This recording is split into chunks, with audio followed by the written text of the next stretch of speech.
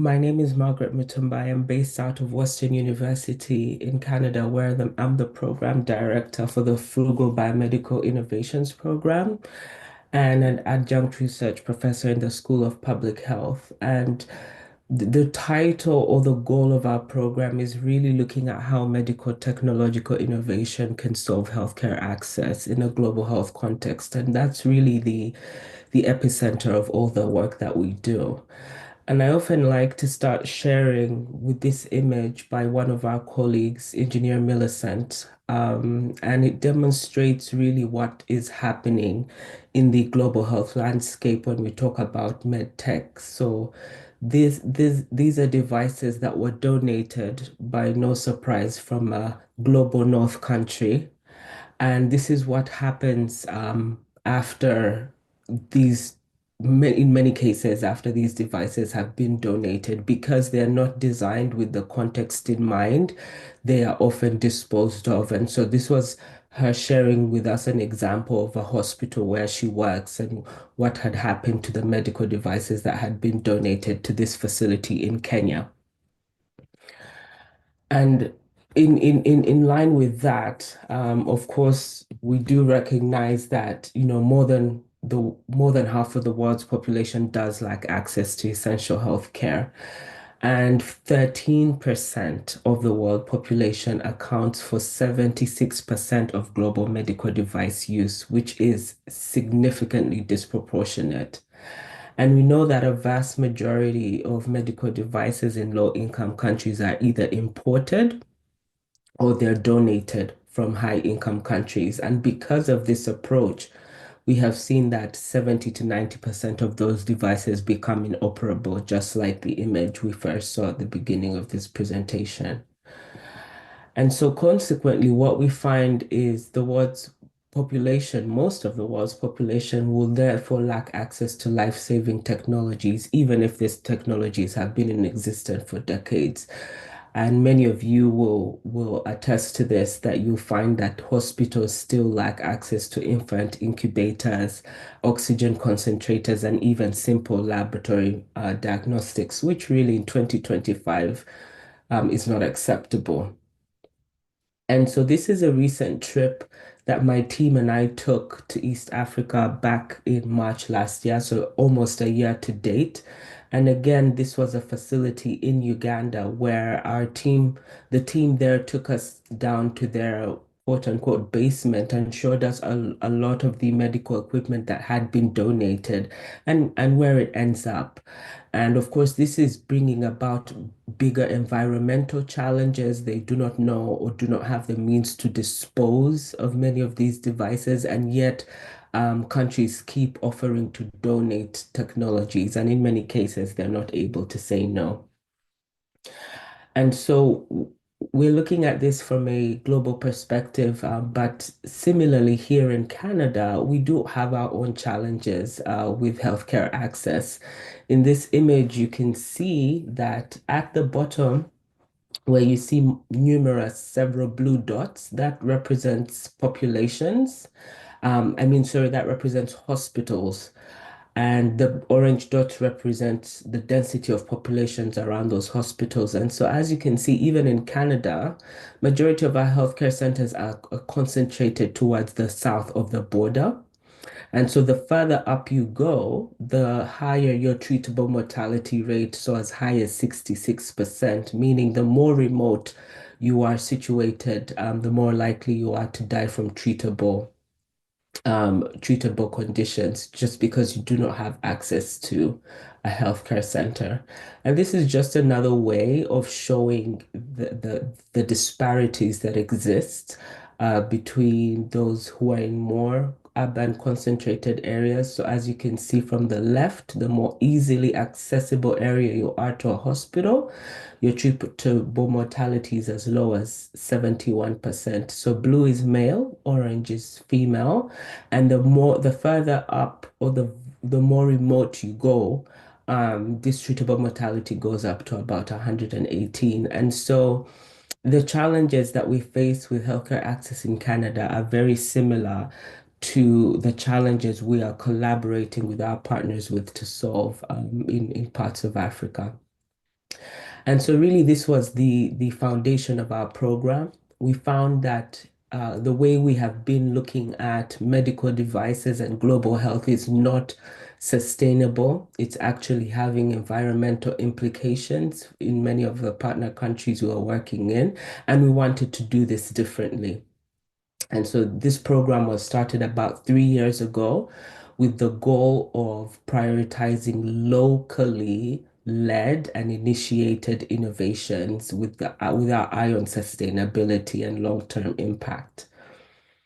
And so when we are talking about frugal innovation, to many folks, this might be a new concept or they might interpret it in a different way. But what we are saying is we are a multidisciplinary project program. And one of our core tenets is we co-design, develop, and deploy innovative medical technologies to improve healthcare access. And we focus on remote and low resource contexts. And where I want to put emphasis here is on the co-design and development, because historically technologies were developed in the global north and then sent over for adoption or adaptation. And we are saying that that model is not conducive, it doesn't work. And we know that there's expertise on the ground, and we want to work with individuals like Metmku and others who are the experts of their own healthcare challenges to develop technologies that work for them. And so when we're talking about frugal design, to many of our colleagues here in the Global North, it's a fairly unusual concept. And so what we're saying is that we want to do better with less resources for more people.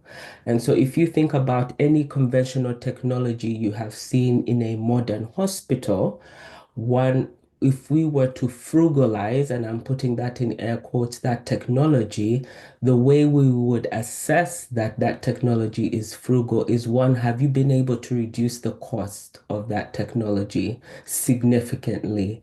Have you been able to focus on the core functionalities of that technology? So remove all the bells and whistles and focus on what it's supposed to do, whether it's to diagnose or treat. And have you been able to optimize its performance level? So one of the ways I often like to explain this is if you think about the COVID-19 pandemic, you had the rapid diagnostic tests, which you could do at home, which were more affordable and they were quick. They told you yes or no whether you had COVID, compared to the conventional PCR test, which you had to go into a healthcare center to perform, probably more costly, and it was able to tell you to what extent you might have the COVID 19 virus. And so the rapid test is a version of is a frugal version of that COVID test. And another factor when we are thinking about frugal innovation, particularly in low resource contexts, this obviously to a group like ours here at Pegasus that is either based or has worked in different parts of Africa, this would not be unusual to you. But for many of our colleagues in this part of the world, they may not understand that in many cases there's perhaps underdeveloped infrastructure. And so when you're thinking about technologies such as artificial intelligence or technologies that require internet or electricity, this might not be accessible in many areas. We need to often emphasize that they are potentially financial shortages, and so cost is a huge factor you need to consider. Geographical and environmental factors, especially for us in northern Canada, where sometimes at this time of year the terrain is difficult to navigate. These are factors that you need to think about. And then, of course, human resource limitations. So oftentimes when we're building medical technologies, they require specialist knowledge, a biomedical engineer or some sort of radiologist. And in many of these contexts, you have nurses or clinical assistants. And so can that technology be used by a typical day-to-day person who might not have healthcare expertise? And so when we're also talking about frugal, we want to move away from the idea that it means cheap. We're not suggesting at all that we are focusing on cost alone, but really what we want to emphasize is this is co-development of technologies from scratch with our partners. We are still aiming to have state-of-the-art technologies that meet international performance and safety standards, do no harm. And so we have to make sure it still meets the required standards. We are paying attention to the fact that these contexts might have limited resources or constraints related to infrastructure. And so frugal innovation is a balancing act where you're trading off between the cost and the performance of the device. And these are some other elements that many of our technologists or engineers may not particularly be thinking about. For instance, you might have built the technology, but what are the operational maintenance costs? Have those been factored in? Does your technology require parts or consumables? Oftentimes, these have to be imported, and that's an additional barrier for hospitals or whoever is going to use the technology. And is it robust depending on the climate or the environment that you're in? Does it require end user training requirements? This is often a limitation because in healthcare we have high turnover. So if the technology you're building requires end user training that it has to be repeatedly done, then that could be a limitation to your technology. And then availability of different utilities as indicated here. So the three main pillars of our program is the technological co-development, which you're going to hear about in the next presentation. We are very intentional about our partnerships, and perhaps this is where many of you as members of Pegasus might find an opportunity to partner with us or to engage with the work that we're doing. And then we have the third pillar, which is the educational piece, which I'll also talk about, and perhaps what this presentation is also attempting to achieve.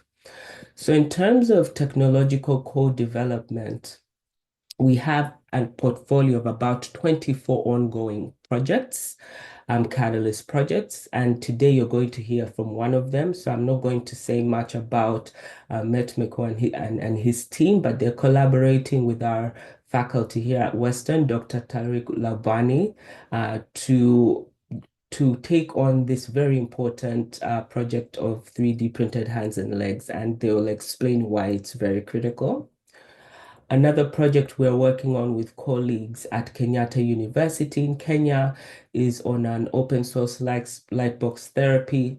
I just want to flag that all these projects were proposed by our partners. They're the ones that identified them as challenges, and and we came along to partner with them. And so this is to really address the issue of jaundice, because we know that 15% of infant deaths are in the developing world, and many of those deaths are attributable to jaundice. And so we are working with the team in Kenyatta to solve that problem. And this is one of our collaborators, Dr. June Madete, who is working with our faculty here at Western. And this is the prototype that they developed together that they're currently testing in Kenya. So that's the co-development side. And our big picture goal for the co-development side is we want to support the establishment of laboratories. So these are laboratories that are compliant with regulation in Africa. Many times with medical device manufacturing, the capacity is not on the ground to produce locally. And so we're working with our partners to develop a facility that can be able to do that locally. In terms of equitable partnerships, these are the current partners that we have in the Africa region. In Canada, we're working with the Northwest Territories, and so we have university partners who are listed here. And many of you might be familiar or engaged with in some way. This is an image of our partners at Kenyatta so we work with students and faculty as well. And here the students were doing in-person demos for many of the projects we have been working on together. And so our team is listening and providing feedback on some of the projects that the students had developed. We also have non-academic partners, hospitals, research centers, and also private sector partners because of course in innovation it's an entire ecosystem and you need to leverage the private sector as well. And so this is just an image of our colleagues here at Trust Biomedical.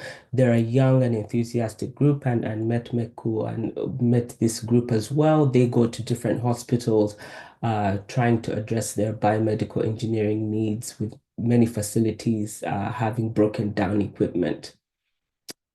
The last pillar that I mentioned here is our educational pillars. So in terms of at Western, we run a summer student program every year. So 8 weeks, fully funded.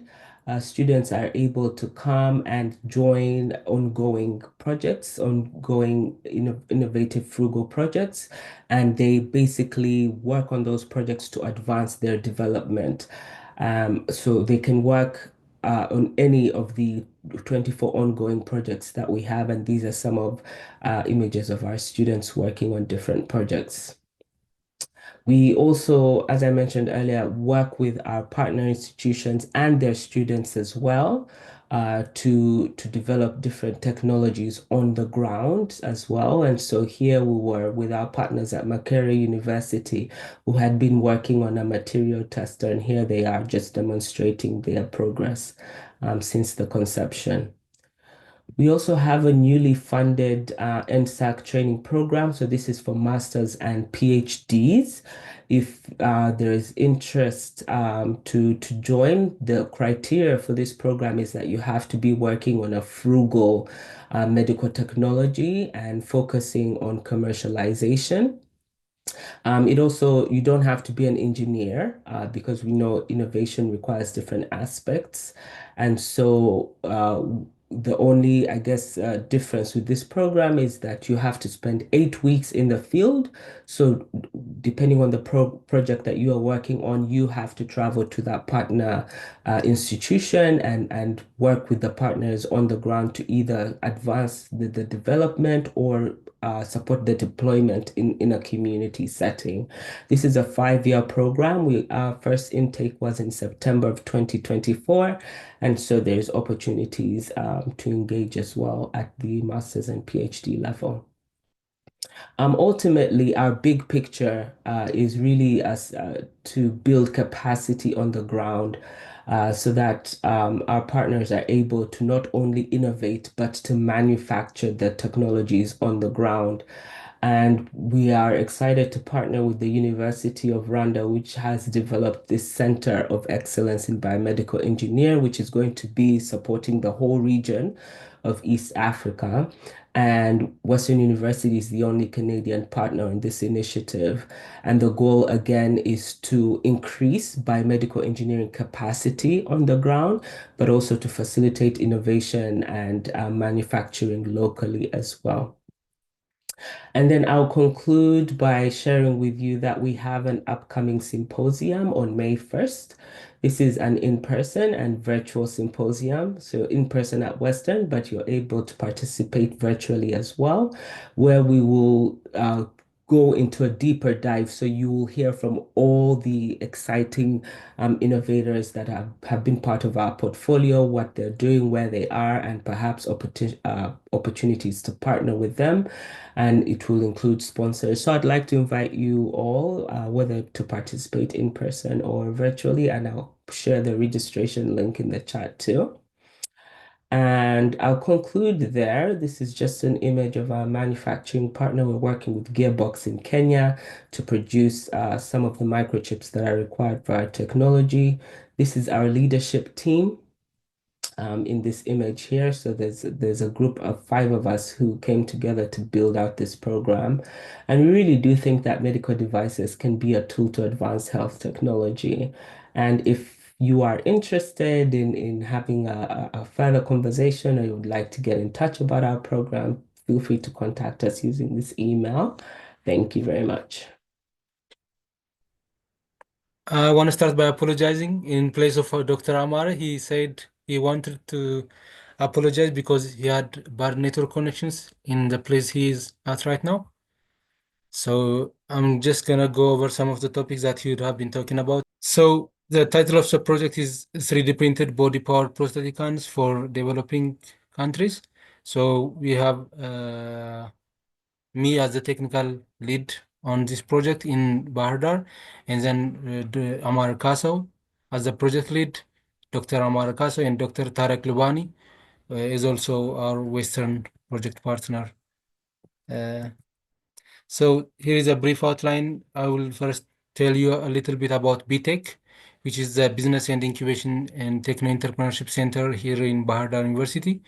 And then I will tell you some introduction about the project's limitations on existing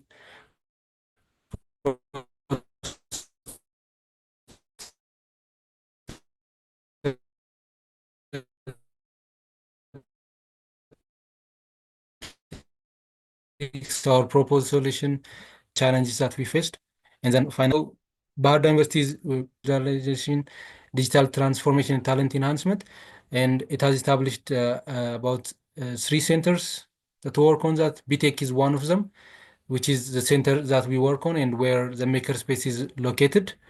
And there we also have a STEAM center, which is the Science and Technology and Mathematics Center, Career Development Center, and other centers.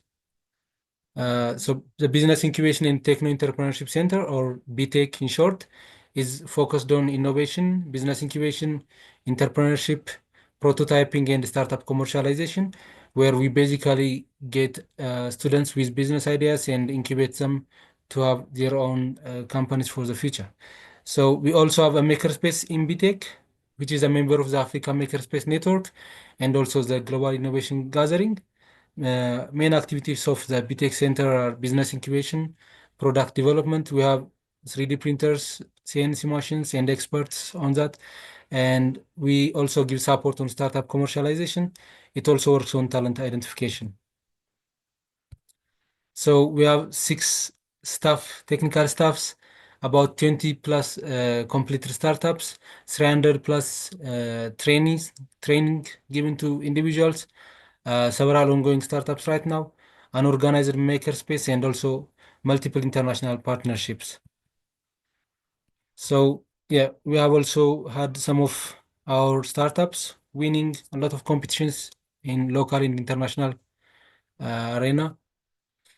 So I'm just gonna go on and introduce to the part where we are all here for. So the World Health Organization has recognized disability as a global public health issue, a human rights issue, and a development priority. And about like 500,000 people have total or partial motion restriction in Ethiopia. This is an old statistical data, and it might be a lot more than this.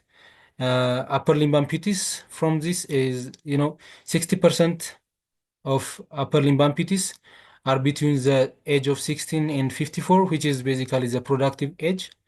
And this number has significantly increased, unfortunately, in the past years in Ethiopia because of an increased number of accidents and conflicts and wars going on here. So the need for prosthetics has increased tremendously.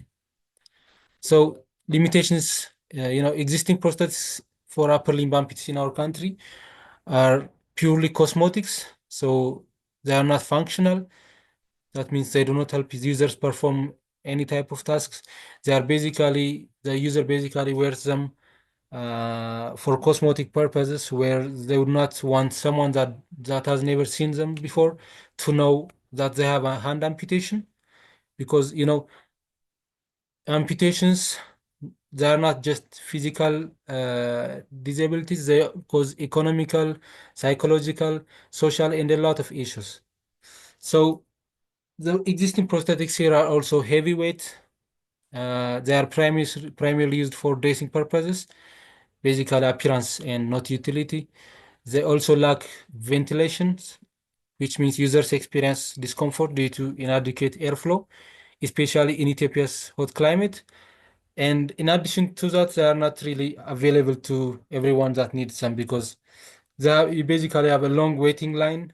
If you had an amputation and you wanted to get a prosthetic hand here, the way to go about it would be there are rehabilitation centers that are supported by the International Red Cross Society, and they basically do make non-functional prosthetic hands, and you would have at least a 6 months lead time.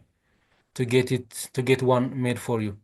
And yeah, because they are not functional, uh, you would not be using the joints in your arms as you would be have been using, and that causes health issues, which might mean you need to use prosthetic hands or prosthetic legs.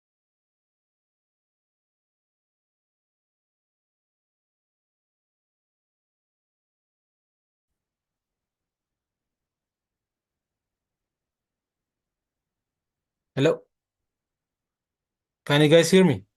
Yes, you Can cut hear. off a little bit, but please go ahead. Yeah, I'm sorry if I keep disconnecting. I've been using my phone's Wi-Fi, and I think Oh, whenever I get a call, it disconnects. Yeah, I I'm understand. sorry about that. So, these are some of the limitations on the existing prosthetic hands. These are the technical limitations that I mentioned, but as I said, the lead time and other things are also other limitations when you want to get a prosthetic hand in Ethiopia. So our proposed solution is to design and develop a custom prosthetic hand, which is fully mechanical artificial hands that have a variety of end attachments. They also allow the user to perform specific tasks or jobs, or we could just attach a hand-like attachment, and that's operated using the movements in our body. So it brings strength, survival, and equity for persons in developing countries. So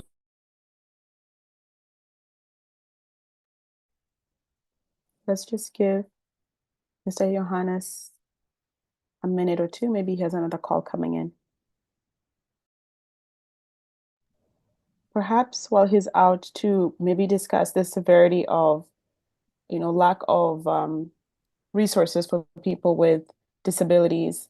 The WHO has a list of, minimally available requirements for the healthcare system. And in East Africa, when I was working in a prosthetic lab for people with diabetes, the Red Cross, as mentioned, was the only facility in East Africa. So you can imagine, not just in Ethiopia, there are very few and far between, and they're the only ones doing the training at that time, and the only ones who have access to be able to distribute, which we know in our context is quite difficult. So you can have a place, make your order, but them crossing border lines to come to your place is also the additional challenge of transportation and sending things overseas. So it's a huge, huge gap in the healthcare system. And I'm glad that the Frugal Innovations team has partnered with Ethiopia to address this. I see that you're back, Mr. yeah, Yohannes.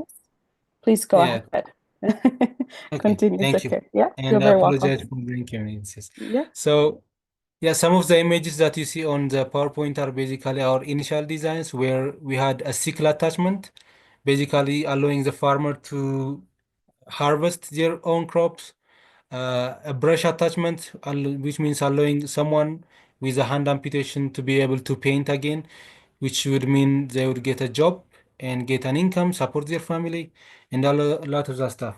And also, when they want it to be purely cosmetical, we can also do that as easily.